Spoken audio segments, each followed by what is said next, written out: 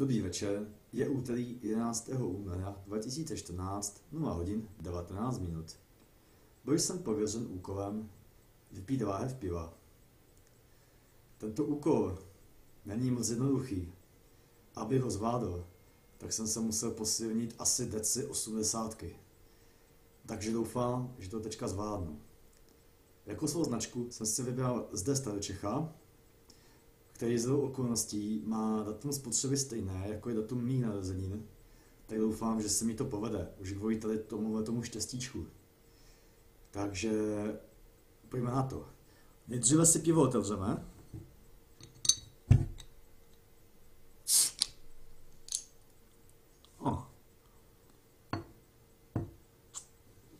Málem něco uteklo. Použijeme sklenici.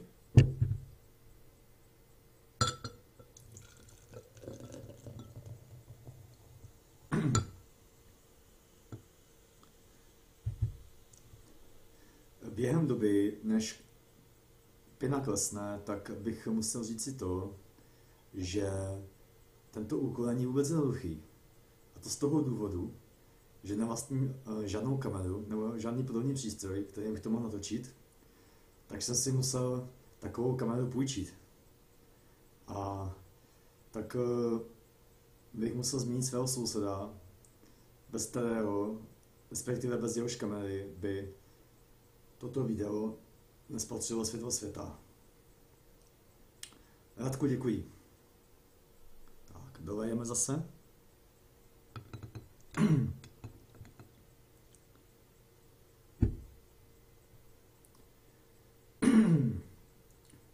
A rovněž nesmím zapomenout poděkovat Kristýně, která mi vnukla tento nápad, respektive která mi pohrozila tím, že pokud toto neprovedu, tak jí musím koupit basu.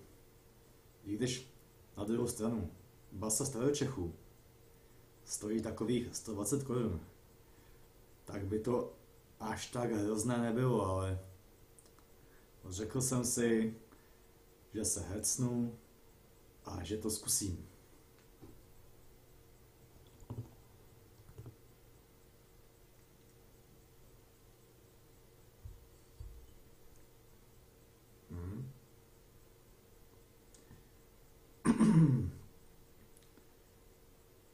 No, pivo ještě pořád pění, ale já už nevím, komu bych měl poděkovat.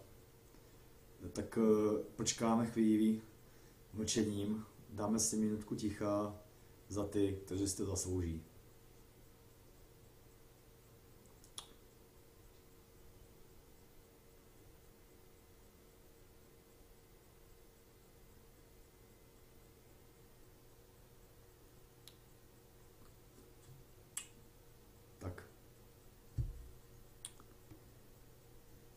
Myslím si, že to by už stačilo, tak já bych se to dál napil.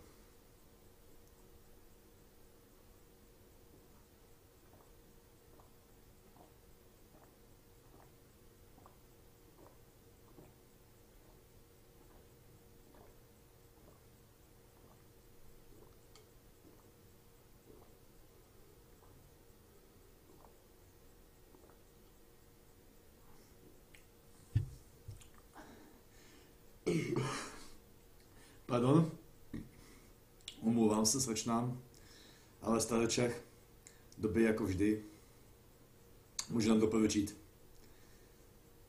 Přeji pěkný zbytek večera, děkuji, loučím se s vámi, dobrou noc a na viděnou, zase někdy příště.